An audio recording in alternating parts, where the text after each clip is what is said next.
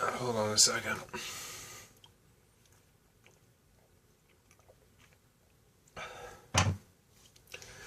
I had to give me a second because I just got back from watching The Hobbit, Smaug's Desolation. Man, that word's so complicated.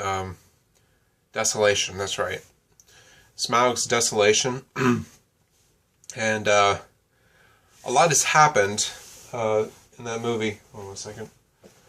But before I get to the movie, I want to read out the trailers that showed during the movie and give my take on them. Alright. The first one that showed, which I'm still surprised at, which there's not really a need to do this since this film already happened, or kind of happened. The Rise, 300, Rise of the Empire. I saw that movie before, and it does say a lot about what happened. But I don't think there's really a need to do the 300 movie, just to add more action-packed stuff happening and the whole Honor of the Warrior and stuff like that. But I guess it is to behold a little bit that people love the 300 movie and just want to have another sequel to it, but that's pretty much all I can get from that. It's okay, I guess, but I'm not going to go see it anytime soon because I don't really think there's a need to. The next one is, and I'm very surprised about this, Godzilla. Wow. Godzilla was, I'm actually a little bit of a fan of Godzilla, more along the lines of the Japanese films that happened. I was always a fan of the different costumes that they made for the actual movies. Like, they actually had a dude in a suit playing as Godzilla, fighting against all the other monsters attacking and whatnot. Like, you had King Ghidorah and Raidron. I think that's what they're called, some of the monsters. But I can't. There's so many of them, I can't really remember all of them at the same time. But this one looks very legit. It does look like the real traditional Godzilla. They got the classic roar, and the build looks real, people. This one looks very decent. Which they did a 2000. I can't remember what year it released, but they did do a Godzilla movie where Godzilla visited New York and tore shit up, and they were trying to get to the bottom of its origins, and yeah. That wasn't as good as I hoped it would be, because it didn't look like the actual Godzilla, and people were being stupid, and the thing kept disappearing every single time. And how does something that big keep disappearing, man? That's just insane. This one looks more like the original Godzilla. The other one looked really weird looking, like a gigantic humanoid alligator, like tearing Manhattan up. But I'm looking forward to this one coming out, and hopefully a lot of you would be too, especially given the news. The last two didn't really pique my interest that much. The third one being Edge of Tomorrow, which is another Tom Cruise action hero oriented thing, and I don't know why Tom Cruise just doesn't really do it for me very much, because he's not been the greatest actor alive or anything like that, but I give pointers for the guy for trying, but he's just not the guy that I want in a movie. And the last one was the most confusing one I've ever heard, called Interstellar. Apparently, it's a trailer with all these clips of historical stuff happening. like the space shuttle launching, the first plane to hit supersonic speed, the landing on the moon, all that stuff into one thing, and then in the end, there's this guy riding in a truck into the sun into the horizon where the rocket is launching, and I'm still questioning whether that was like an American Pioneer commercial or a trailer. What the hell was it? What did I just see? It was so confusing. Like, and I guess the movie's going to release in a year from now. I was at a loss for words, people. It was so confusing. But nevertheless, the movie was absolutely phenomenal. I mean, I was at a loss for words. That it was so well done. A lot of stuff happened in the movie that I never really expected to have done. I did read the book. I went through everything that... Yes, they don't have stuff happening in the movie that is from... that traditionally happens in the book. But there's no real need for that. I mean, if you suspend your loyalty to the book for a moment, it does hold up to be a good movie. Like, for example, they didn't have the...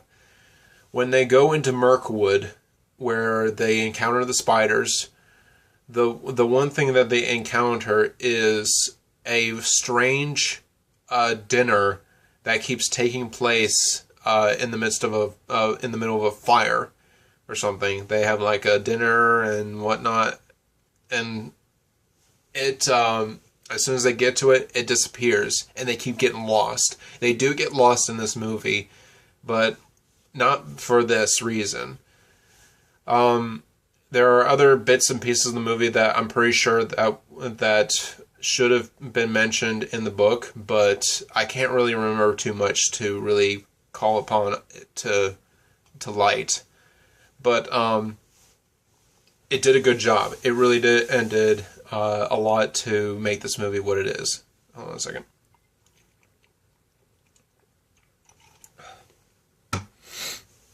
A lot of stuff that I did love, really and truly, was the action scenes. This is what makes the movie what it is. And the swashbuckling, the moving combat that's happening, the choreographed action scenes that are happening are phenomenal. I could not believe what was going on before my very eyes. Legolas is in this movie, but surprisingly he's better in this one. Orlando Bloom does a better job in this movie than he does in The Lord of the Rings. I know that might be sacrilege to a lot of people out there, but that's how I call it. This was a really good approach to Legolas as a younger elf, and they did a real good job with taking advantage of his elvish abilities and showing more of his character, where he comes from. They show his father. They show where his heritage comes from, and his interests, of course, which is a woman as well. It was just a marvelous film to behold, especially with the build-up going around to this dragon that they got going. One other detail I do want to approach as well is the arc to where Sauron is supposed to be the villain in the next film. I got so tired of revisiting this plotline because I know this happens. I know this is a prequel, but do we really need to approach this? Like, this is a real distracting topic that just keeps telling us that there's another movie happening after this one. stay tuned to see what happens when Sauron rears his ugly butt-fucking ugly head. Like, oh my god. It's maddening having to deal with that every single time Gandalf is going to face against this dude. But in all honesty, there is a scene where Sauron does actually look legitimately intimidating.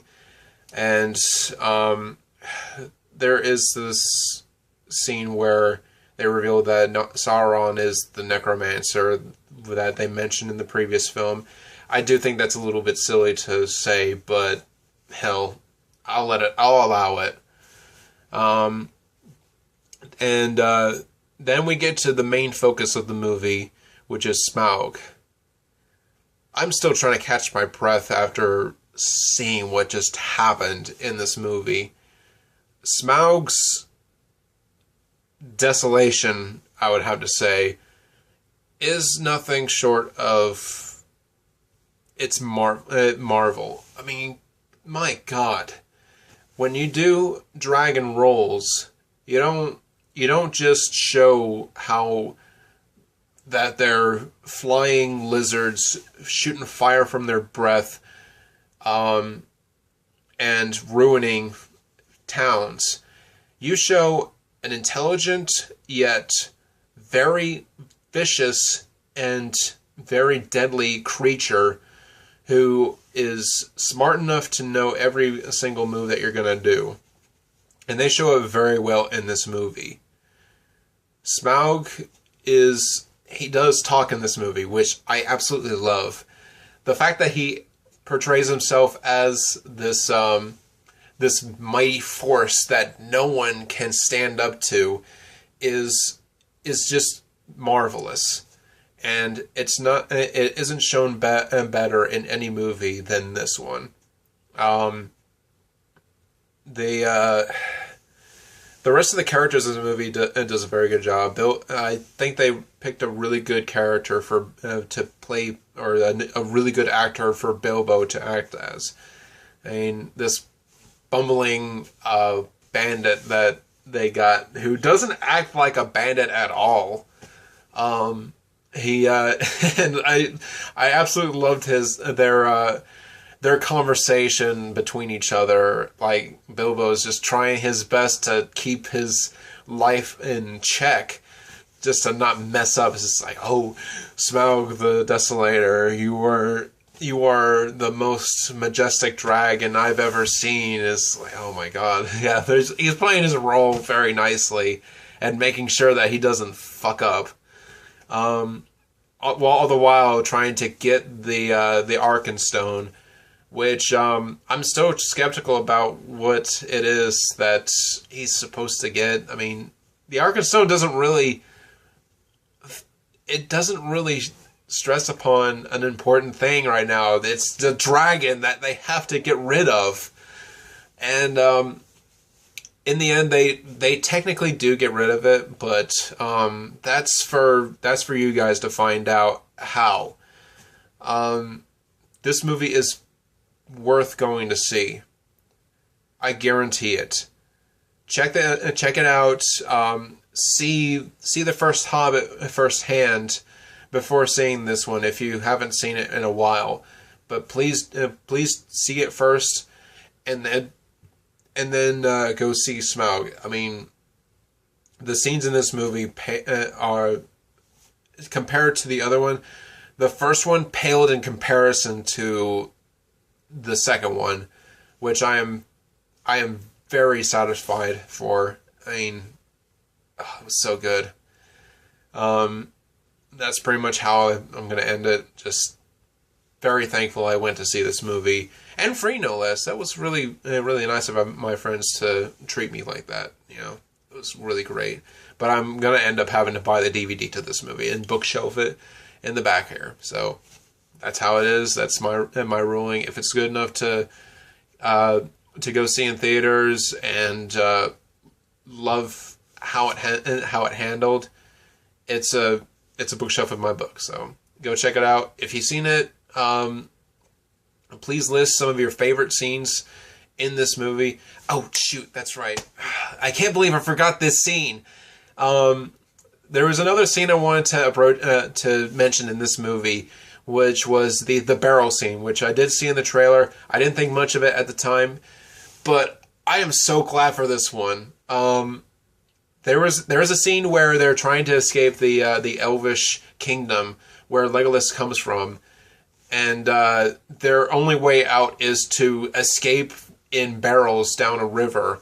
Which, okay, this actually seems legit and very interesting to follow. I am not expecting what happens afterwards, where the orcs come in and the Legolas and his girlfriend, I can't remember her name because she's a fresh character in this picture, so bear with me on this.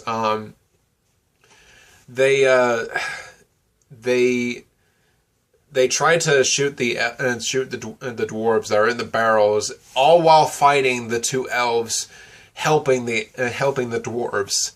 Legolas in this scene shines like one of the most badass characters you will ever see.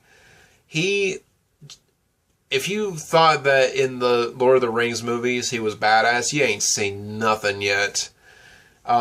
He pretty much kills practically every single orc that pretty much comes into light, even while standing on top of two dwarves' heads, while floating in the river and shooting the orcs that are coming along.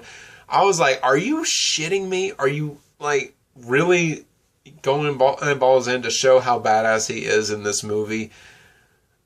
Oh my god. I mean, it was just absolutely incredible having to see this scene play out. And I mean, oh my god.